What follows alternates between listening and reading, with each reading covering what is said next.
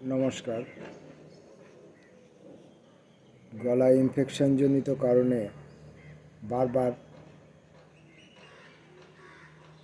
পড়া শুরু করার পর একসময় বন্ধ হয়ে যাচ্ছে, ভিডিওটা ডিলিট করে দিতে হচ্ছে।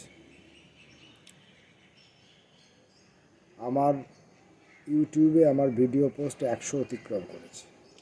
সেই উপলক্ষে বিশেষ একটা কিছু পোস্ট করার তাগিদ ছিল, কিন্তু শারীরিক কারণে সেই প্রস্তুতি নিয়ে উঠতে পারিনি।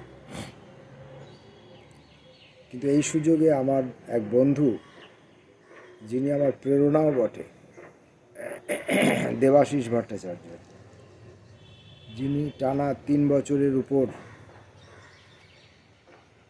বাংলা সাহিত্যের, বাংলা কবিতার বিভিন্ন ধারার, বিভিন্ন সময়ের এবং পৃথিবীর বিভিন্ন প্রান্ত থেকে বিভিন্ন কবির কবিতা, এমনকি বাংলা ভাষার নয় এমন কবিতাও, পৃথিবীর অন্যান্য দেশের অন্য ভাষার কবিতাও অনুবাদ করে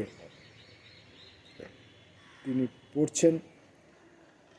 বেদ, উপনিষদ কিছুই তার বাদ নেই। তার এই প্রচেষ্টাকে কুর্নিশ জানাই। এই প্রচেষ্টার জন্য ইতিমধ্যেই তিনি একটা পরিচিতি অর্জন করেছেন।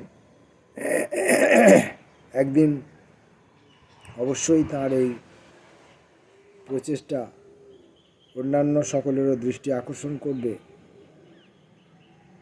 এবং তিনি তার কাজের যথাযোগ্য মর্যাদা পাবেন। আমি আমার এই 100তম ভিডিও প্রকাশ উপলক্ষে যে বিশেষ ভিডিওটি করার কথা ছিল, আমি সেইটি উপলক্ষেই আজকে এই জীবন সহস্র ধারায় দেবাশিস ভট্টাচার্যের বই থেকে আমি কয়েকটি কবিতা পড়ব।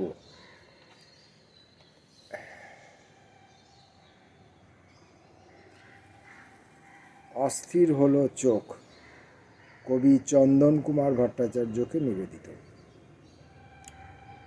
আলো আনতে গেল যে সে অন্ধকারে অন্ধকারে অন্ধকারে জলে বাঘের চোখ, অন্ধকারী উষার আতুর ঘর, স্বদেশ আমার সূর্য প্রসবিনী, তবু এদেশে আলোর মন্বন্তর। আলো আনতে গেল যে সে অন্ধকারে অন্ধকারে, তোমার জন্য রাত্রি তাই, তোমার জন্য অন্ধকার, তোমার ভ্রূণে হাজার সূর্য, আমার গর্ভ যন্ত্রণায়। অস্থির হলো চোখ দীর্ঘ প্রতীক্ষায়। পরের কবিতাটি উত্তরণ, এটি কবি কেষ্ট চট্টোপাধ্যায়কে নিবেদিত। একটা সময় আসে যখন ব্যক্তিগত দর্পণে চোখ রেখে আঁতকে উঠি, দূরে সরে যায় স্বপ্নের মিনার, সমৃদ্ধ জীবনের বেদ। প্রাণ পাখি হারানোর শোকে পোড়া মন্দিরের কাছে, নতজানু মানুষের ভীত আর্তনাদ, বুকের ঘণ্টা বাজায়, পোড়ায় ধূপ। তবুও মানুষ বেঁচে থাকে, যন্ত্রণার ভেতর খুঁজে পাবে সব, তারই পূর্বাভাস দেখি মূর্ত জাগরণ। এই ভিডিওটা করতে গিয়ে অলরেডি আমি 3বার ডিলিট করতে বাধ্য হয়েছি। পড়তে পড়তে গলা ধরে যাচ্ছে, তাই আমি বেশি ঝুঁকি নেব না, যতটুকু সম্ভব কম করেই করতে হবে। তোমার জন্য কেউ নেই, কবি মৃণাল বণিককে নিবেদিত। তোমার জন্য কেউ নেই, তোমার অনেক দায় আছে, ছন্ন ছাড়া তোমার জীবনযাপনে কারো কোনো মমতার কবিতা নেই। আছে কিছু চুলকানি, হাততালি আর চাঁদার রসিদ। তোমার জন্য সুস্থ আকাশ নেই, অভয়ারণ্য নেই, আছে আগুনের রং আর সবুজের লাশ আছে তোমাকে কোলে নেবে বলে। আছে ছেলে ভোলানো সং, শীত ঘুমে স্বপ্ন দেখার জন্য আদরের চাদর দিতে তোমার কেউ নেই। যদিও ছুঁচ আছে শিল্প প্রদর্শনীর জন্য, ফোঁড় দিতে তোমার মধ্যবিত্ত ছিন্ন পোশাকে আশাকে কেউ নেই।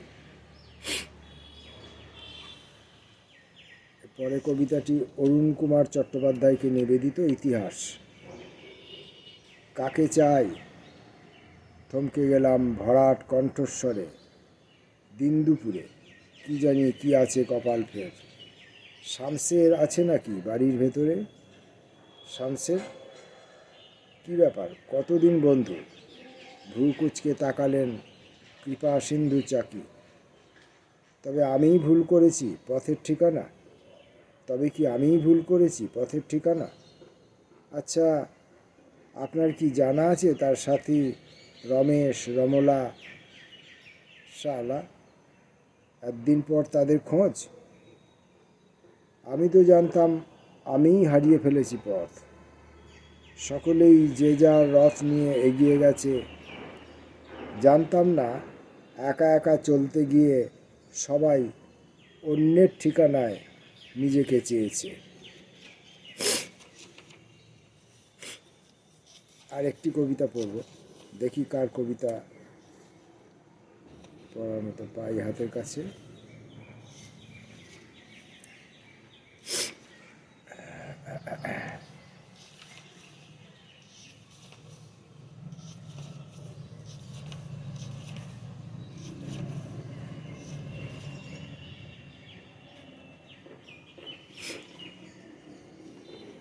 কবি তপন কুমার রায়কে নিবেদিত।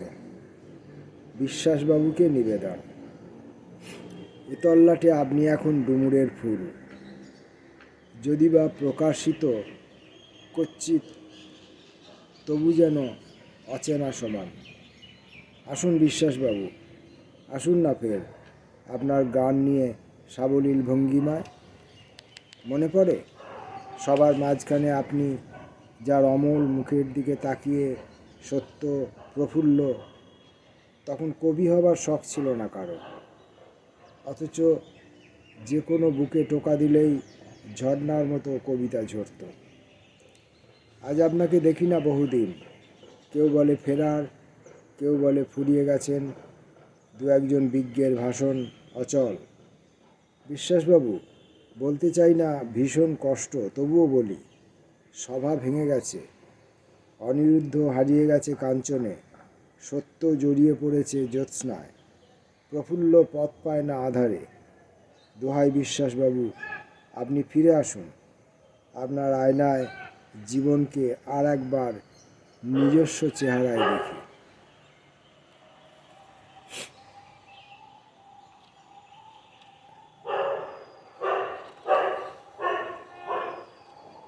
এটাও যখন পড়ে ফেলতে পারলাম, দেখি আরেকটি কবিতা পড়ে ফেলতে পারি কি না।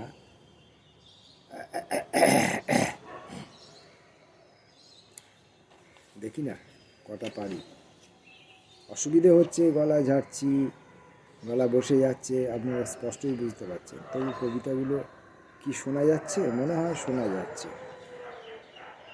মানুষ খুঁজছে চন্দন কাঠ, কবি সমরেশ মণ্ডলকে নিবেদিত। ভালোবাসার অরণ্যে এখন কজন খোঁজে চন্দনের ঘ্রাণ? মানুষের বুকে আজ মুদ্রাপ্রেমের স্বরলিপি, চন্দনের ঘ্রাণ নয়। মানুষ এখন খুঁজছে চন্দনের লাশ। নিজেকে দাহ করতেও তার চাই বিপুল বৈভবের অনুষঙ্গ। মানুষের কাছে থেকেও মানুষ নিঃসঙ্গ।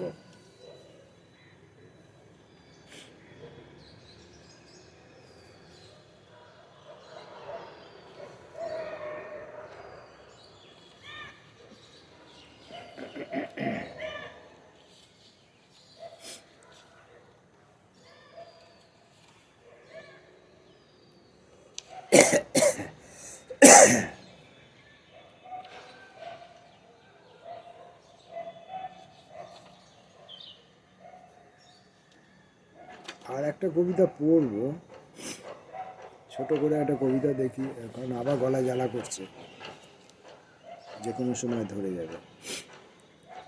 ক্ষতি নেই, কবি পিনাকিরঞ্জন সামন্তকে নিবেদিত।